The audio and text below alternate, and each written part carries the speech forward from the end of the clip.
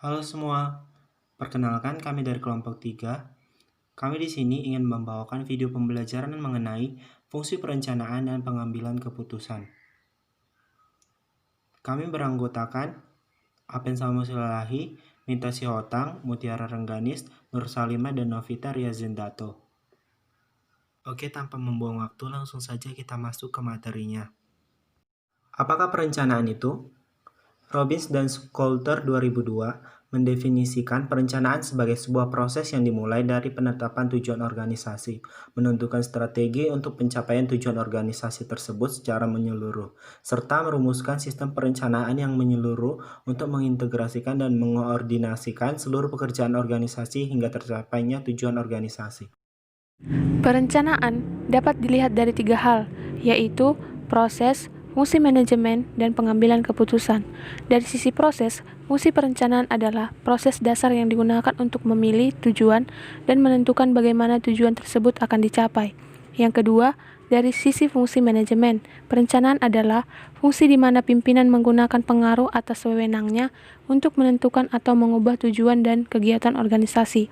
Yang ketiga, dari sisi pengambilan keputusan, perencanaan merupakan pengambilan keputusan untuk jangka waktu yang panjang atau yang akan datang mengenai apa yang dilakukan, bagaimana melakukannya, bila mana dan siapa yang akan melakukannya, di mana keputusan yang diambil belum tentu sesuai, hingga implementasi perencanaan tersebut dibuktikan kemudian. Fungsi dari perencanaan. Ada beberapa fungsi perencanaan dalam manajemen yang sangat menguntungkan bagi kita, antara lain, 1. Untuk membedakan arah dari setiap kegiatan dengan jelas, sehingga hasil diperoleh bisa seefektif dan seefisien mungkin. 2. Untuk mengevaluasi setiap tujuan-tujuan yang telah dilakukan, sehingga penyimpangan-penyimpangan terjadi dapat dihindari lebih awal. Yang ketiga, memudahkan pelaksanaan kegiatan untuk mengidentifikasi hambatan-hambatan yang mungkin muncul sehingga lebih waspada dan dapat diselesaikan dengan cepat. Yang keempat, menghindari pertumbuhan dan perkembangan yang tidak terkendali. Stephen Robbins dan Mary Coulter mengemukakan tentang tujuan perencanaan, yaitu 1. Untuk memberikan pengarahan baik buat manajer maupun karyawan non-manajerial. 2. Untuk mengurangi ketidakpastian. 3. Untuk meminimalisir pemborosan. 4. Untuk menetapkan tujuan dan standar yang digunakan dalam fungsi selanjutnya, yaitu proses pengontrolan dan pengevaluasian. Persyaratan perencanaan atau planning requirements. Pertama, faktual dan realistis. Perencanaan yang baik perlu memenuhi persyaratan faktual dan realistis. Artinya, apa yang dirumuskan oleh perusahaan sesuai dengan fakta dan wajar untuk dicapai dalam kondisi tertentu yang dihadapi perusahaan. Kedua, logis dan rasional. Perencanaan yang baik harus memenuhi syarat logis dan rasional. Artinya, apa yang dirumuskan dapat diterima oleh akal dan oleh sebab itu, maka perencanaan tersebut bisa dijalankan. Menyelesaikan sebuah bangunan bertingkat hanya dalam waktu 1 hari adalah sebuah perencanaan yang selain tidak realistis, juga tidak logis dan irasional jika dikerjakan dengan menggunakan sumber daya manusia yang terbatas dan mengerjakan dengan pendekatan yang tradisional tanpa bantuan alat-alat modern. Ketiga yaitu fleksibel. Perencanaan yang baik juga tidak berarti kaku dan kurang fleksibel. Perencanaan yang baik justru diharapkan tetap dapat beradaptasi dengan perubahan di masa yang akan datang, sekalipun tidak berarti bahwa planning dapat kita ubah seenaknya. Keempat, yaitu komitmen. Perencanaan yang baik harus merupakan dan melahirkan komitmen terhadap seluruh anggota organisasi untuk bersama-sama berupaya mewujudkan tujuan organisasi. Komitmen dapat dibangun dalam sebuah perusahaan jika seluruh anggota di perusahaan beranggapan bahwa perencanaan yang dirumuskan telah sesuai dengan tujuan yang ingin dicapai oleh organisasi. Kelima, yaitu komprehensif. Perencanaan yang baik juga harus memenuhi syarat komprehensif, artinya menyeluruh dan mengakomodasi aspek-aspek yang terkait langsung maupun tak langsung terhadap perusahaan. Perencanaan yang baik tidak hanya terkait dengan bagian yang harus kita jalankan, tetapi juga dengan mempertimbangkan koordinasi dan integrasi dengan bagian lain di perusahaan. Proses perencanaan. Pertama, menyatakan tujuan organisasi. Kedua, menyusun alternatif cara mencapai tujuan. Ketiga, menyusun asumsi untuk setiap alternatif. Keempat, memilih alternatif yang terbaik. Kelima, menyusun rencana untuk alternatif terpilih. Keenam, mengubah rencana menjadi tindakan. Jenis-jenis tujuan. Pertama, berdasarkan jumlah. Pada praktiknya, beberapa organisasi ternyata tidak hanya memiliki satu tujuan. Ada perusahaan yang bertujuan selain untuk maksimalisasi profit, juga perluasan pasar dan sekaligus meningkatkan kesejahteraan pegawai perusahaan. Demikian juga kasus yang sama dapat terjadi dengan organisasi non-profit.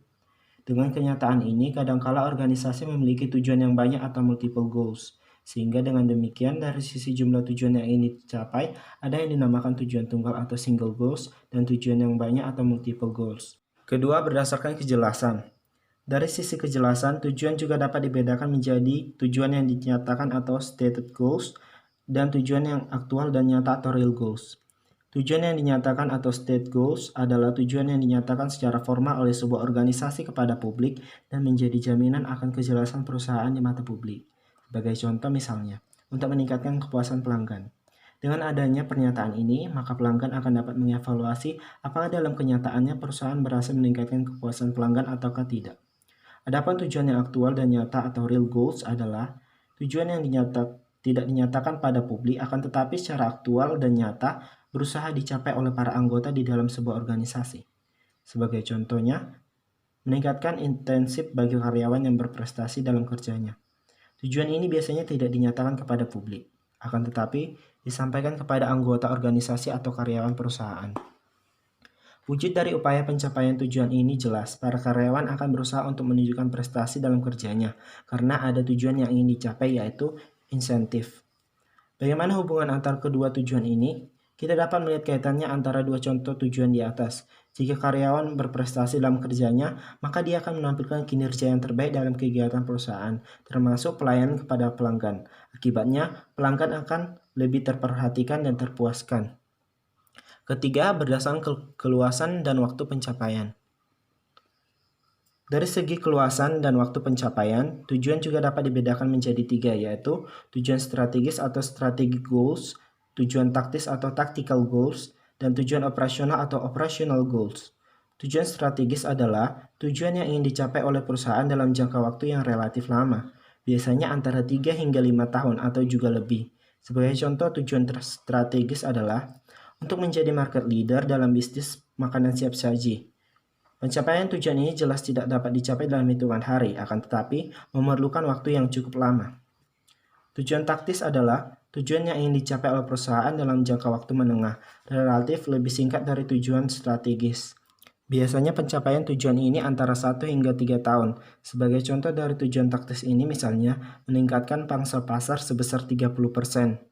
Peningkatan pangsa pasar sebesar 30% jelas akan membantu perusahaan tersebut untuk menjadikan market leader dalam jangka panjang.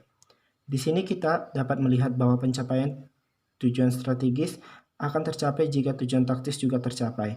Bagaimana peningkatan pangsa pasar sebesar 30% bisa dicapai? Disinilah jenis ketiga dari tujuan dirumuskan, yaitu tujuan operasional. Tujuan operasional adalah tujuan yang ingin dicapai dalam satu periode kegiatan perusahaan, biasanya antara 6 bulan hingga 1 tahun. Kadangkala juga dapat hingga mencapai 2 tahun. Tujuan operasional ini dalam evaluasinya terkait dengan masa pelaporan keuangan perusahaan yang biasanya juga antara 6 bulan hingga 1 tahun. Sebagai contoh dari tujuan operasional adalah meningkatkan penjualan makanan siap saji sebesar 20% di setiap outlet. Peningkatan penjualan makanan siap saji sebesar 20% di setiap outlet akan menunjukkan bahwa jumlah pelanggan yang membeli kepada perusahaan tersebut meningkat. Dan dengan demikian akan mendukung pencapaian tujuan taktis, yaitu memperluas pangsa pasar menjadi 30%. Dari contoh di muka secara jelas kita dapat melihat keterkaitan dalam ketiga jenis tujuan tersebut. Tujuan operasional akan mendukung tercapainya tujuan taktis, dan tujuan taktis akan mendukung tercapainya tujuan strategis.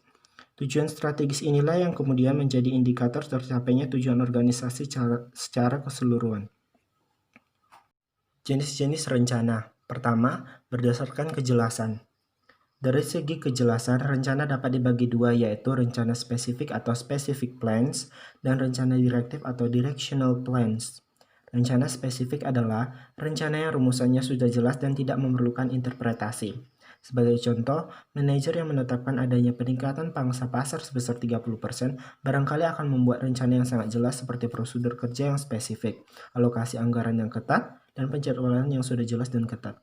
Rencana direktif adalah rencana yang dirumuskan untuk mencapai tujuan tertentu, akan tetapi pada pencapaiannya memberikan keleluasaan atau fleksibilitas untuk pencapaiannya. Bagaimana peningkatan pangsa pasar sebesar 30% dapat dicapai barangkali tidak memerlukan rencana yang begitu spesifik. Manajer dapat menyerahkan sepenuhnya pada pimpinan di bawahnya untuk secara kreatif melakukan perencanaan dengan target yang sudah disepakati, yaitu peningkatan pangsa pasar sebesar 30%. Kedua, berdasarkan frekuensi penggunaan. Dari segi frekuensi penggunaan, rencana dapat dibagi menjadi rencana sekali pakai atau single use plan dan rencana yang penggunaannya secara terus-menerus atau standing plans. Rencana sekali pakai biasa dilakukan untuk organisasi yang sifat kegiatannya temporal, seperti kepanitiaan. Contoh rencana sekali pakai adalah rencana kepanitiaan seminar, lokakarya, dan lain-lain. Adapun rencana yang penggunaannya terus-menerus biasanya digunakan oleh sebuah organisasi yang kegiatannya terus berkelanjutan dari waktu ke waktu. Contoh rencana untuk standing plans, misalnya kebijakan, prosedur, dan aturan kerja yang digunakan secara berkelanjutan oleh seluruh anggota organisasi, apakah kegiatan yang terkait single-use plans maupun multiple use plans berjalan maupun tidak. Berikut ini adalah bagan hubungan antara rencana dan tujuan sesuai dengan penjelasan yang telah dijelaskan tadi.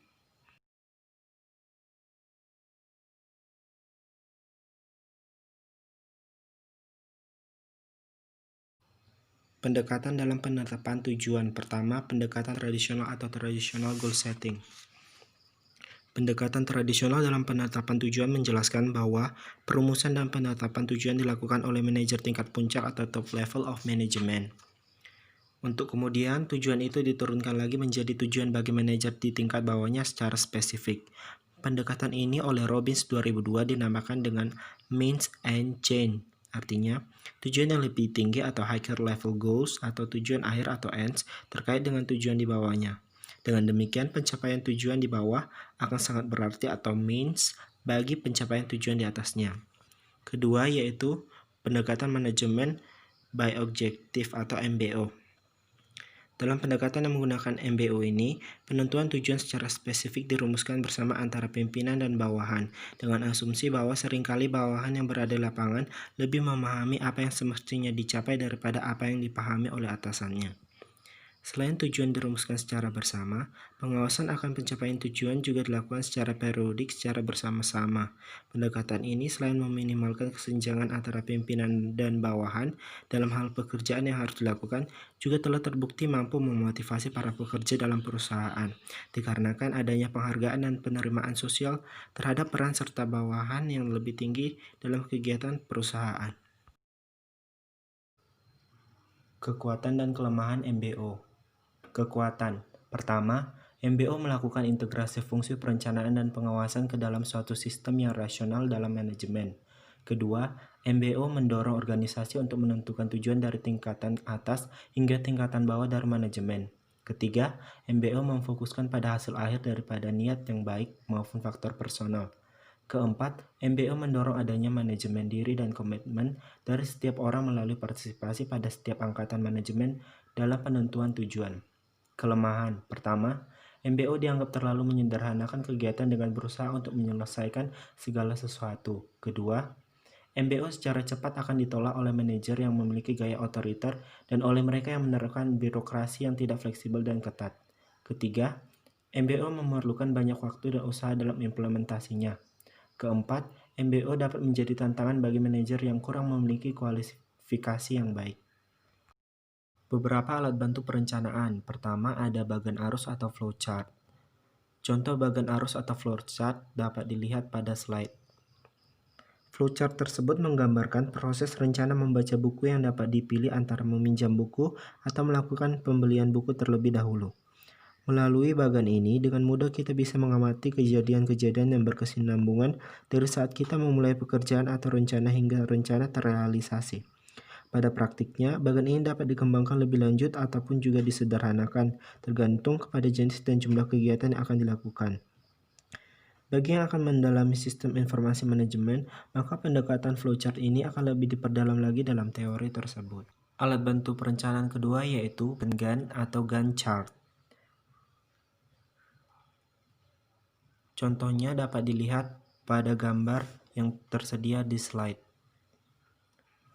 Sebagaimana ditunjukkan dalam gambar, Berbagai kegiatan yang saling berkesinambungan dapat dijadwalkan sehingga para pelaksana kegiatan akan dengan lebih mudah mengikuti perkembangan dari setiap pekerjaan yang tengah dilakukan. Misalnya, proses pembelian bahan baku adalah pada saat minggu pertama dan kedua dari bulan pertama. Maka bagian produksi khususnya di bagian pembelanjaan dapat merencanakan sebelumnya apa yang harus dipersiapkan untuk kegiatan tersebut dari mulai penentukan bahan baku apa saja yang akan dibeli, dalam jumlah berapa, harga berapa, dan seterusnya. Demikian pula bagi bagian proses produksi. Bagian tersebut dapat menjadwalkan sejak kapan proses produksi berawal dan berakhir dan seterusnya sebagaimana diterangkan dalam gambar tersebut. Sebagai kesimpulan, Gantt chart memudahkan para pelaksana kegiatan untuk merencanakan segala bentuk kegiatan yang akan dilakukan. Namun, di sisi lain, alat bantu ini memiliki keterbatasan. Di antaranya adalah keterbatasan dalam menjadwalkan berbagai kegiatan yang sifatnya sangat detail dan kompleks. Jenis kegiatan yang sangat kompleks dan cenderung tidak berkelanjutan lebih sulit untuk dijadwalkan melalui Gantt chart. Penyelesaian masalah dan pengambilan keputusan. Ada sebuah frasa mengatakan bahwa if we fail to identify the problem, we will fail to solve the problem. Jika kita gagal dalam melakukan identifikasi masalah, maka sesungguhnya kita akan gagal dalam menyelesaikan masalah tersebut. Kesalahan identifikasi tersebut bisa disebabkan kita salah dalam menafsirkan gejala yang merupakan akibat dari masalah yang terjadi. Wajah yang pucat adalah gejala, adapun masalahnya bisa jadi karena ketakutan, kedinginan, ataupun karena sakit. Penyelesaian masalah seringkali tidak mudah karena berbagai faktor yang terkait dengan masalah seringkali tidak berpola tunggal, baik yang terkait dengan faktor penyebab maupun alternatif penyelesaiannya. Tidak berpola tunggal artinya faktor penyebab dan alternatif penyelesaiannya bisa saja tidak satu. Sebagai contoh, yang menyebabkan wajah seseorang pucat bisa saja disebabkan karena sakit, kedinginan, ketakutan, atau memang kulit seseorang tersebut memang putih. Ketika kita dapat menyimpulkan bahwa faktor penyebabnya adalah kedinginan, maka alternatif penyelesaiannya pun tidak selalu satu. Alternatif penyelesaiannya dapat berupa pemberian jaket, memberikan minuman yang hangat, atau menyalakan kayu bakar atau pendiangan untuk menghangatkan ruangan sehingga orang tersebut dapat kembali nyaman dan tidak lagi kedinginan. Pertanyaan adalah alternatif mana yang akan dipilih? Jawaban atas pertanyaan terakhir membawa kita kepada sebuah teori dalam penyelesaian masalah yang seringkali dinamakan sebagai teori pengambilan keputusan atau decision making theory. Alternatif yang mana yang akan kita pilih pada dasarnya mendorong kita untuk mengambil keputusan. Karena keputusan harus diambil agar proses dalam terus berjalan. Pertanyaannya kemudian adalah, bagaimana caranya agar keputusan yang kita ambil tepat dan tidak memberikan dampak risiko yang merugikan kita di masa mendatang? Keputusan pada dasarnya merupakan proses memilih satu penyelesaian dari beberapa alternatif yang ada. Keputusan yang akan kita ambil tentunya perlu didukung berbagai faktor yang akan memberikan keyakinan kepada kita sebagai pengambil keputusan bahwa keputusan tersebut adalah tepat. Keputusan yang tepat pada dasarnya adalah keputusan yang bersifat rasional, sesuai dengan nurani, dan didukung oleh fakta-fakta yang akurat, sehingga dapat dipertanggungjawabkan. Kadangkala, keputusan dapat tidak bersifat rasional karena faktor-faktor yang terkait dengan emosi, hubungan antar manusia, faktor tradisi, lingkungan, dan lain sebagainya. Sejauh keputusan tersebut dapat dipertanggungjawabkan, biasanya keputusan tetap akan diambil. Lingkungan dan pengambilan keputusan. Pertama, keputusan pada saat keadaan yang pasti atau certainty. Keadaan yang pasti atau certainty adalah keadaan di mana seseorang atau organisasi berhadapan dengan informasi yang lengkap mengenai suatu keadaan lingkungan yang dihadapinya, sehingga estimasi mengenai masa depan dapat dipastikan. Sekalipun keadaan ini juga berarti tetap mengandung ketidakpastian, namun ketidakpastian tersebut relatif sangat kecil dikarenakan informasi yang terkait tersedia dengan lengkap. Sebagai contoh, jika kita dihadapkan untuk memilih antara investasi A yang memberikan profit 20% dalam 2 tahun dan investasi B yang memberikan profit 25% dalam 2 tahun juga, maka kita memperoleh informasi bahwa investasi B memberikan prospek yang lebih baik untuk dipilih, sehingga keputusan yang diambil dalam kondisi ini cukup memberikan kejelasan dan kepastian bagi pengambil keputusan. Kedua, keputusan pada saat keadaan yang tidak pasti atau uncertainty.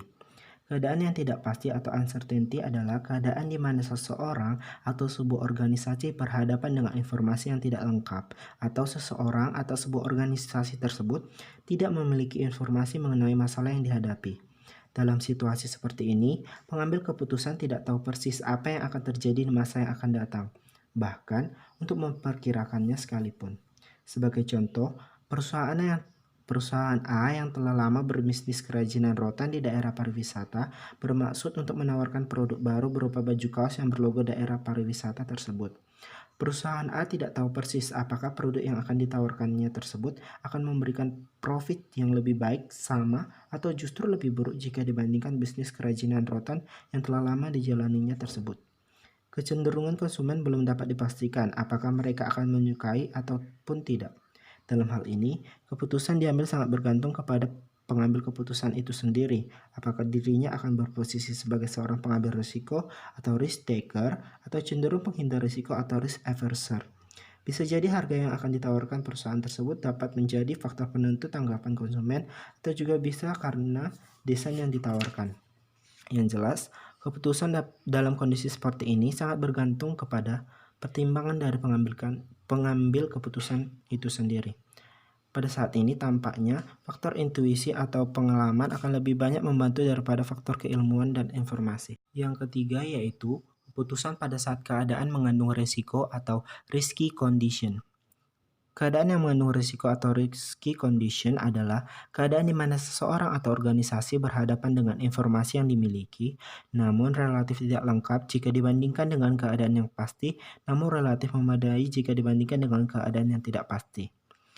Jika kita ambil contoh, perusahaan A yang akan menawarkan baju kaos di atas, maka keadaan ini misalnya adalah bahwa perusahaan A memiliki informasi bahwa jumlah wisatawan akan bertambah sebanyak 20% pada tahun-tahun yang akan datang.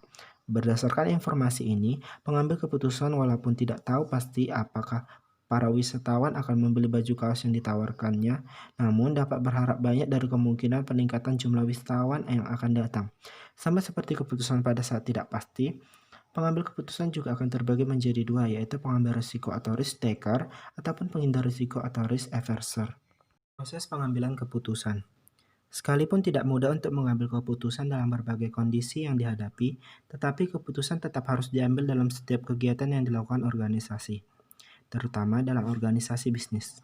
Karena setiap keputusan memiliki dampak pada waktu yang akan datang. Oleh karena itu, keputusan yang diambil harus dapat diterima secara rasional, di mana keputusan yang diambil harus berdasarkan informasi yang akurat, tepat, dan lengkap. Berdasarkan hal tersebut, maka perlu dibuat langkah-langkah pengambilan keputusan yang mempertimbangkan ketepatan, keakuratan, dan kelengkapan informasi pendukung tersebut. Pada gambar yang tertampil pada slide, menawarkan proses pengambilan keputusan yang rasional.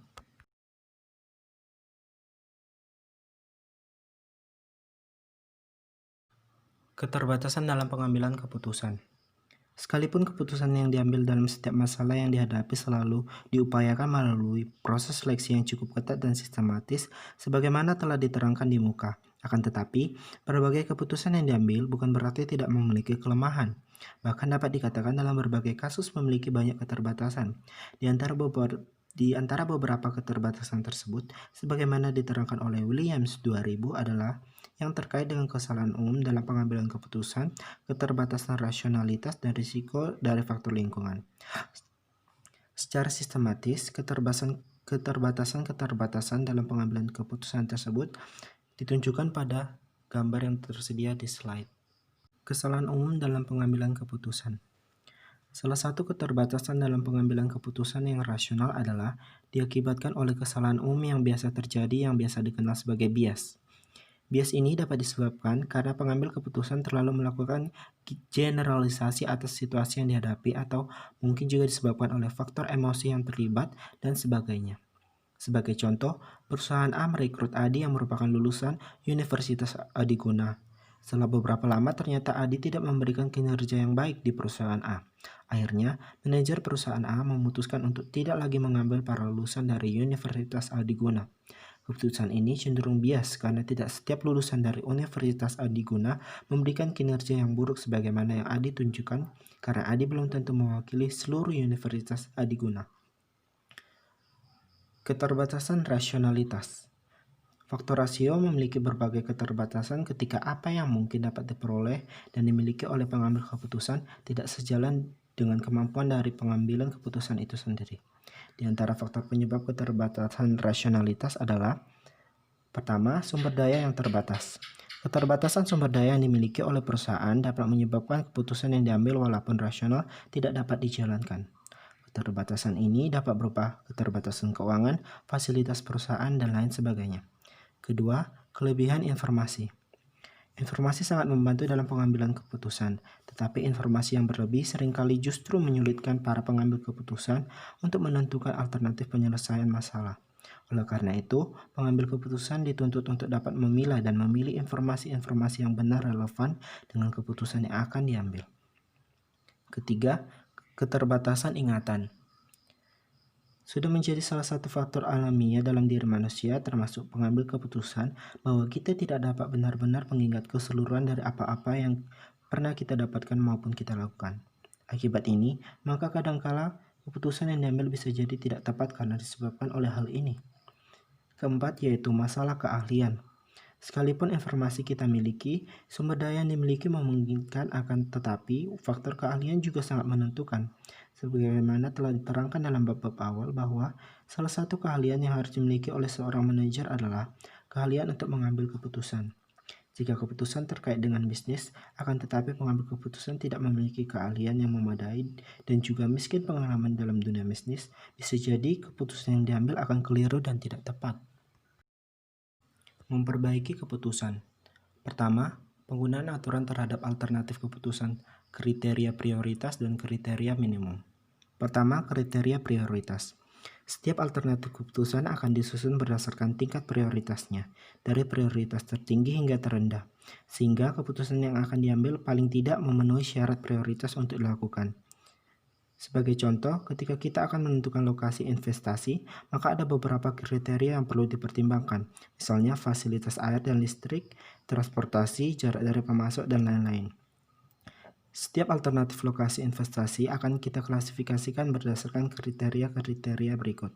Jika kita dihadapkan pada pilihan misalnya antara Bandung dan Bogor, dan untuk Bandung misalnya fasilitas air dan listrik serta transportasi lebih baik dari Bogor, namun Bogor lebih dekat jaraknya ke pemasok, maka perusahaan perlu menentukan prioritas mana yang akan lebih diutamakan, apakah fasilitas air dan listrik serta transportasi, ataukah jarak lokasi investasi dengan pemasok. Kedua, kriteria minimum. Setiap alternatif keputusan yang akan diambil haruslah memenuhi syarat minimum yang telah ditetapkan untuk memastikan bahwa keputusan apapun yang akan diambil dapat memenuhi tujuan yang telah ditetapkan. Sebagai contoh, jika kualifikasi untuk bekerja di bagian konstruksi adalah minimum berpendidikan sekolah teknik menengah atau STM, pembangunan dan berpengalaman dalam bidang konstruksi selama minimum 1 tahun, maka alternatif tenaga kerja yang akan direkrut adalah mereka yang memiliki minimum kriteria-kriteria tersebut. Jika kita merekrut misalnya calon tenaga kerja yang tidak berpengalaman dan hanya lulusan SD, maka bisa jadi keputusan yang kita ambil adalah keliru karena tidak memenuhi kriteria minimum untuk kualifikasi tenaga kerja di bagian konstruksi tersebut. Kedua, yaitu pengujian terhadap berbagai alternatif keputusan. Pengujian ini dapat dilakukan dengan melakukan simulasi atas skenario dari alternatif-alternatif yang mungkin dilakukan. Misalnya saja, perusahaan retail bermaksud untuk meningkatkan profit perusahaan. Untuk mencapai itu, perusahaan dihadapkan kepada 3 alternatif strategi. Misalnya saja, pertama, pemberian hadiah atas pembelian di atas 50.000. Kedua, parkir gratis bagi setiap pengunjung. Ketiga, pemberian kupon untuk makan gratis. Perusahaan dapat melakukan simulasi beberapa pengujian terhadap ketiga alternatif tersebut dengan dan tanpa mengombinasikan satu sama lainnya. Ketiga, yaitu pengambilan keputusan secara berkelompok. Pertama, yaitu teknik curah ide atau brainstorming. Teknik ini dilakukan untuk memperoleh ide sebanyak-banyaknya dari berbagai pihak agar alternatif keputusan semakin banyak. Alternatif keputusan yang banyak paling tidak diharapkan dapat meminimalisasi keterbatasan dalam pengambilan keputusan yang disebabkan karena keterbatasan informasi yang diperoleh maupun keterbatasan keahlian yang dimiliki. Teknik ini sangat sederhana untuk dilakukan, di mana setiap anggota kelompok dalam organisasi diminta untuk menyampaikan idenya secara bebas dan kreatif untuk kemudian dicatatkan. Pada giliran berikutnya, seluruh anggota kelompok menilai setiap alternatif yang muncul, hingga akhirnya didapatkan keputusan kelompok. Salah satu kelemahan dari teknik ini adalah jika faktor emosional dan personal terlibat, misalnya seorang merasa tersinggung jika idenya dikritisi, ditanggapi, dan lain sebagainya. Sehingga teknik ini akan sangat efektif jika anggota organisasi atau kelompok adalah orang-orang yang terbuka untuk mencapai sesuatu sekaligus juga terbuka untuk dikritisi. Kedua yaitu teknik kelompok nominal atau nominal group technique. Teknik ini dilakukan dengan jalan bahwa setiap individu diminta untuk menilai terlebih dahulu secara individual, lalu dikemukakan dalam kelompok untuk didiskusikan dan keputusan diambil berdasarkan suara terbanyak yang diambil melalui pilihan secara tertutup dan rahasia. Langkah-langkahnya adalah setiap anggota kelompok diminta untuk memberikan alternatif keputusan. Setiap anggota kelompok kemudian diminta untuk mencatatkan kelebihan dan kekurangan dari ide yang dibuatnya. Baru, setiap anggota kelompok kemudian membacakan alternatif dan penilaian yang dibuatnya di hadapan anggota kelompok yang lain. Selanjutnya, seluruh anggota kelompok mendiskusikan setiap alternatif yang dibuat. Selanjutnya, dilakukan perhitungan suara untuk memiliki alternatif yang dianggap terbaik. Terakhir, suara yang terbanyak dianggap sebagai alternatif keputusan yang diambil. Terakhir yaitu ada teknik Delphi atau Delphi Technique. Teknik ini hampir mirip dengan teknik kelompok nominal. Perbedaannya adalah bahwa anggota dari kelompok adalah orang-orang yang secara keahliannya telah ditentukan. Kemudian juga keputusan tidak berdasarkan suara, akan tetapi diskusi atas setiap alternatif hingga diperoleh alternatif yang terbaik. Adapun langkah-langkahnya adalah sebagai berikut. Pertama, anggota kelompok ditentukan berdasarkan keahliannya masing-masing. Kedua, ditentukan penanggung jawab yang akan memproses hasil dari setiap kajian dari para anggota kelompok. Ketiga, setiap anggota kelompok diberikan pertanyaan-pertanyaan seputar masalah yang dihadapi melalui kuesioner yang bersifat terbuka atau open-ended untuk kemudian dijawab oleh setiap anggota kelompok. Keempat, jawaban dari setiap anggota kelompok kemudian dikumpulkan oleh penanggung jawab untuk kemudian diringkas dan dibagikan kembali kepada setiap anggota kelompok untuk dievaluasi kembali dan ditanggapi. Setiap anggota kelompok dapat menanggapi pandangan dari anggota kelompok lainnya. Kelima, hasil tanggapan kemudian dikumpulkan oleh penanggung jawab untuk kemudian diringkas kembali, kemudian dibagikan kembali kepada setiap anggota kelompok untuk ditanggapi kembali. Keenam, proses tersebut berlanjut hingga dicapai kesepakatan terakhir mengenai alternatif keputusan mana yang akan diambil. Sekian video pembelajaran dari kelompok